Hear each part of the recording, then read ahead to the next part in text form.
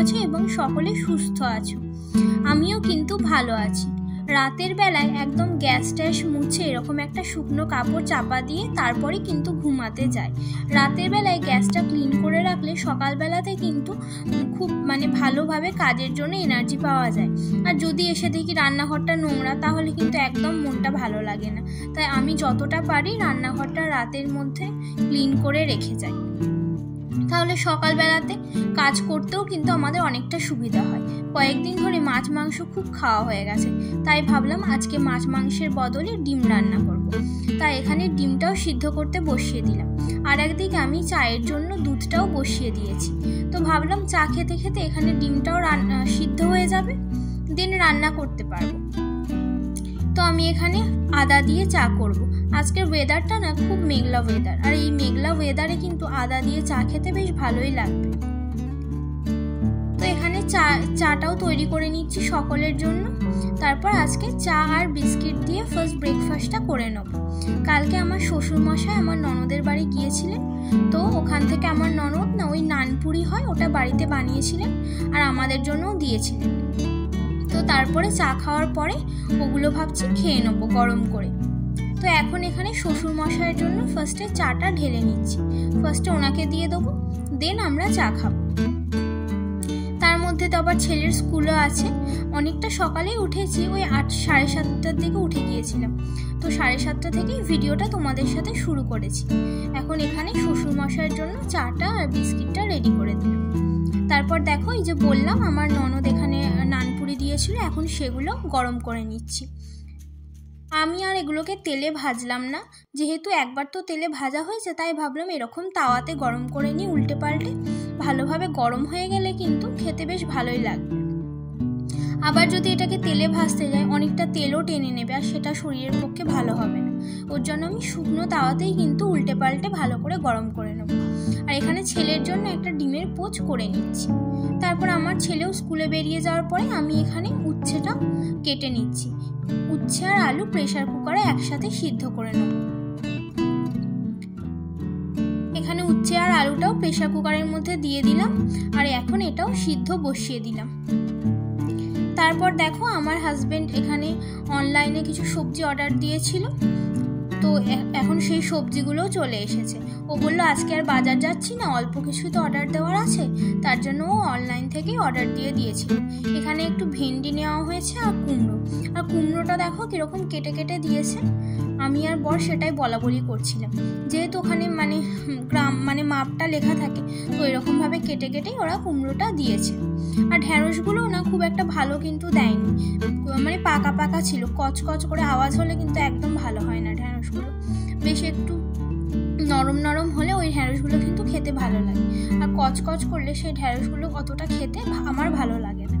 তো এখানে ঢ্যাঁড়সটাও কেটে নিচ্ছি। ঢ্যাঁড়স আর কুমড়ো দিয়ে একটা সবজি আজকে বানিয়ে নেব। আর ভাবলাম একটু ডাল করব, তো এমনি রসুন আর পেঁয়াজ ফোড়ন দিয়েই ডাল করব। তো এখানে ডালটাও ধুয়ে নেব বলে কড়াইয়ের মধ্যে একেবারে নিয়ে নিলাম। আর ওদিকে কিন্তু আমার ডিম সিদ্ধটাও হয়ে গেছে। এখন চলো ডিমের খোসাগুলো ছাড়িয়ে নিই আর ডিম রান্নার প্রিপারেশনটাও করে নিই।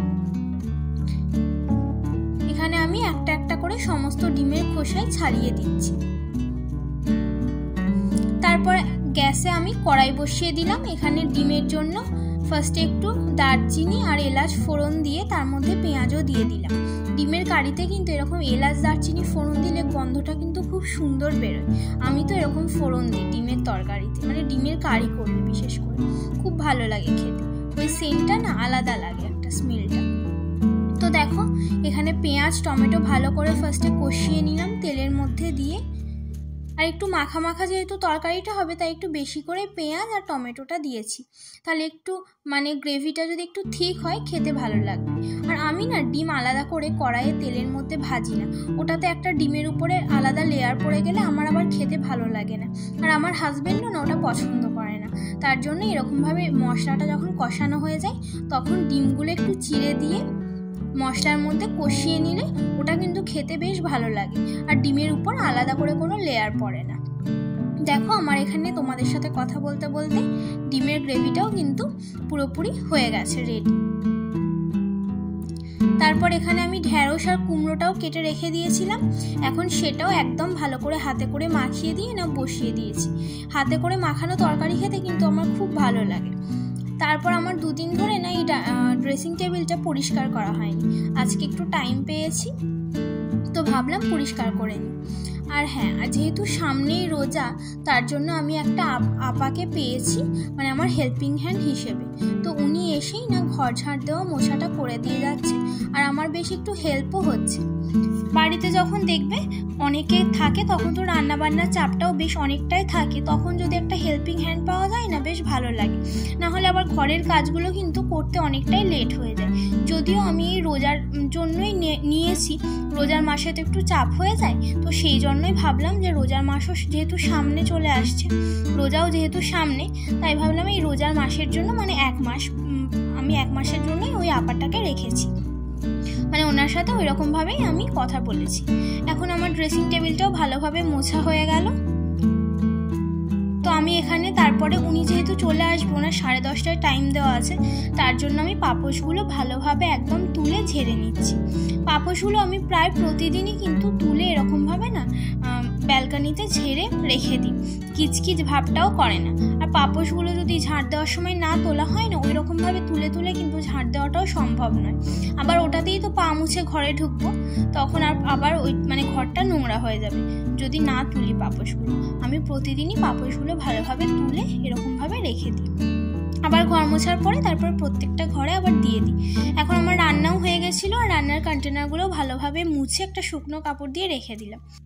তারপর আমি এখানে জলখাবারের জন্য একটু ব্যবস্থা করছিলাম। জলখাবারে তো বেশি কিছু খেলে আবার দুপুরের লাঞ্চটা না ভালোভাবে করা যায় না।